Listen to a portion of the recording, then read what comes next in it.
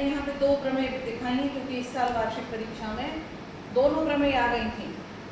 12 number question पे आई थी अंकगणित की आधारभूत प्रमेय और 17 नंबर पे आई थी आधारभूत सानुपातिकता प्रमेय। तो दोनों में आधारभूत लिखा है, बच्चे बहुत कंफ्यूज हुए थे उसके कारण, लेकिन हमें कंफ्यूजन नहीं करना। अंकगणित की आधारभूत, जहाँ अंकगणित लिखा हो तो वहाँ गुणनखंड आएगा, क्या आएगा वहाँ गुणनखंड। और जहाँ पर सानुपातिकता आधारभूत सानुपातिक लिखा है तो वहाँ पर त्रिभुज के अनुपात आएंगे, ये याद रखना। अनुपात लिखे हैं तो वहाँ काय का अनुपात आएगा, त्रिभुज की भुजाओं का अनुपात। और जहाँ अंकगणित लिखा है तो वहाँ अंकगणित आएगा, अंक आएंगे, है ना। ये फर्क है इसमें मुख्य। तो देखते हैं कैसे समझेंगे इसको कि अंकगणित की जो आधारभूत प्रमेय है उसके अनुसार प्रत्येक भाज्य संख्या को, भाज्य संख्या माने जिसमें खुद के अलावा एक के अलावा और भी कई संख्याओं का भाग जा सकता है, जैसे 4 में 1 का जाता है, 2 का जाता है और खुद 4 का भी जाता है, 3 संख्याएं हो गई तो वो अभाज्य नहीं है। कैसी हो गई? भाज्य। अभाज्य संख्या वही होती है जिनमें या तो खुद का भाग जाता है या 1 का जाता है और किसी संख्या का भाग नहीं जा सकता, वो अभाज्य है। तो यहाँ पर है ये कि प्रत्येक भाज्य संख्या को अभाज्य संख्याओं के गुणनफल के रूप में व्यक्त किया जा सकता है। जैसे मान लो ये भाज्य संख्या है 210, ठीक है। 210 के हमने गुणनखंड निकाले, हमने इसके गुणनखंड निकाले, गुणनखंड निकालना शुरू किया। काय का भाग जाएगा? 2 का, 2 एकम 2, 2 शून्यम 2 पंचे 10। अब 2 का नहीं जाएगा क्योंकि काय में 5 है। अब 3 का जाएगा क्योंकि 5 और 1 कितने हैं? 6। तो अब काय का जाएगा? 3 3 दिया 9, 3 5। अब 3 का भी नहीं जाएगा क्योंकि 5 और 3 8 होते हैं। तो अब जाएगा 5 का, 5 सत्ते 35 और 7 एकम।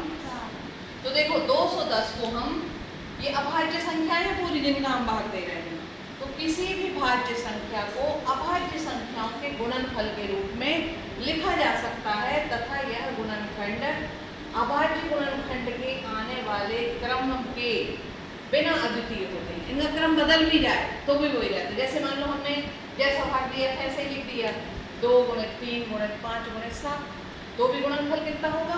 210।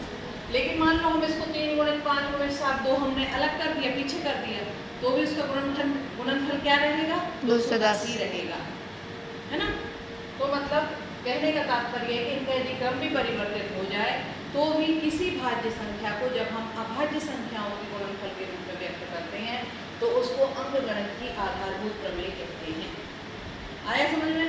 फिर से एक बार हमारे साथ बोलो, अंकगणित की आधारभूत प्रमेय प्रत्येक भाज्य संख्या को अभाज्य संख्याओं के गुणनफल के रूप में व्यक्त किया जा सकता है तथा यह गुणनखंड अभाज्य गुणनखंड के आने वाले क्रम के बिना अद्वितीय होता है। मतलब यदि 210 के ये आ रहे हैं तो भले ही क्रम कुछ भी कर दें, लेकिन इतने ही गुणनखंड रहेंगे 210 के। अब हम सोचें इसमें 1 और 2 आ जाए या 1 और 3 आ जाए तो वो नहीं आ सकता। हर संख्या के अद्वितीय, मतलब वैसे गुणनखंड किसी दूसरी संख्या के नहीं होते हैं। आगे समझ में? अब दूसरा प्रमेय जो आया था वो है आधारभूत सानुपातिकता का प्रमेय। कौन सा? सानुपातिकता का प्रमेय। इसको थेल्स प्रमेय भी कहते हैं। कौन सा? थेल्स प्रमेय भी कहते हैं। ये आते हैं। इसमें ये है कि यदि किसी त्रिभुज की एक भुजा के समांतर, ये एक त्रिभुज है, इसकी इस भुजा के समांतर हमने ये रेखा खींची, कौन सी? इस वाली की, इसके समांतर यदि किसी त्रिभुज की एक भुजा के समांतर अन्य 2 भुजाओं को भिन्न भिन्न बिंदुओं पर प्रतिच्छेद करने के लिए एक रेखा खींची जाए। अब इसकी इस भुजा के तो समांतर हो गया, तो एक तो भुजा चली गई, कौन सी 2 भुजाएं बची? ये और ये। तो इसके अलग अलग बिंदु पर प्रतिच्छेद करने वाली, अलग अलग बिंदु पर प्रतिच्छेद कर रही है कोई रेखा यदि खींची जाती है तो वह अन्य 2 भुजाओं को, इन 2 भुजाओं को बराबर अनुपात में बांटती है। ये अनुपातिकता प्रमेय है। फिर से ध्यान दो, जब किसी त्रिभुज में एक भुजा के समांतर कोई दूसरी भुजा खींची जाती है जो अन्य 2 भुजाओं को 2 बिंदु पर प्रतिच्छेद करती है, काटती है, तो ये जो भुजा है ये इन इनका जो अनुपात होता है ये बराबर होता है, मतलब AD बटे BD बराबर AE बटे EC, मतलब इसका और इसका अनुपात इसके और इसके अनुपात के बराबर होता है। साथ में बोलो एक बार, आधारभूत सानुपातिकता प्रमेय।